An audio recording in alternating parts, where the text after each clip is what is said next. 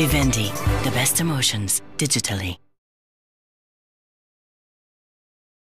Chaque vendredi soir, des centaines de jeunes se défoulent sur 2 routes. Et le danger, c'est parfois la mort. Il y a une part du film, donc dans Belle Épine, qui est profondément achronique. C'est-à-dire on n'a vraiment aucun discours social sur... Il n'y a pas de discours politique, pas de discours social, du fait sans doute qu'on n'arrive pas à le dater, que le choix, avec le décorateur, le chef-op et le costumier, ça a été de tenir à distance tout élément trop identifiable, voilà, et trop datable.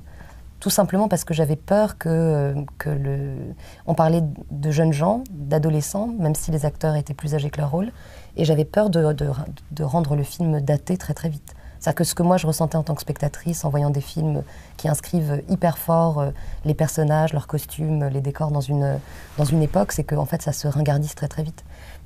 Et j'avais envie, comme le sujet du film était un sujet assez psychologique finalement, le sujet du film c'était un sujet d'émotion, c'était un trajet sur une jeune fille, et voilà, j'avais envie de flouter, de rendre le monde du film très à distance, et de mettre aussi une, deux, peut-être générations entre le film et nous.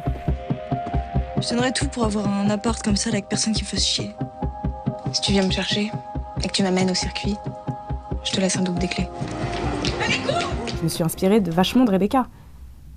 Et puis je me suis immergée dans ses goûts aussi.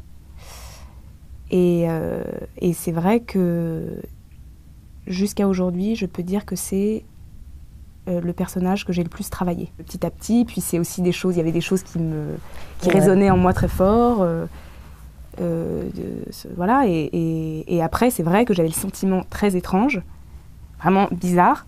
C'est la première fois que je ressentais ça aussi fort, que lorsque j'étais sur le tournage, et j'avais l'impression d'être cette fille. On sort tout ce que t'as piqué. Et si ta mère, elle te voyait, qu'est-ce qu'elle dirait? Justement, c'est pratique. Elle me voit pas. Moi, j'étais assez impressionnée par la présence de Léa, sa qualité évidemment de comédienne. Et voilà, et ensuite l'idée est venue très vite de ne travailler, de ne collaborer qu'avec elle. C'est devenu le personnage principal du film, et il y a eu une partie de la réécriture, puisqu'elle est arrivée très tôt dans la fabrication du film, peut-être 1 an avant qu'on tourne. Donc ensuite j'ai réécrit en pensant à elle. Et Jérôme alors? Jérôme, on a couché ensemble. J'ai même pas vu sa bite. Tu te fous de ma gueule? C'est vrai qu'avec le personnage de Prudence, c'était un peu le sujet du film. C'est-à-dire qu'elle est comme ça dans un truc au départ où elle a du mal à exprimer ses sentiments. Et donc c'est vrai que j'avais ce truc assez dur. Et ensuite, au fur et à mesure du film, je me suis vulnérabilisée. J'ai enlevé une forme de carapace, quoi.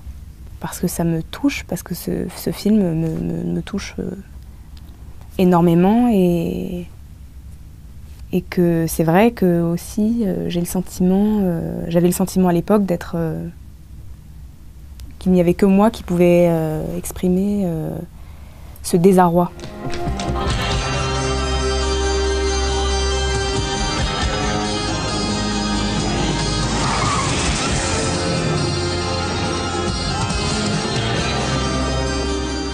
Globalement, les chœurs sont les mêmes.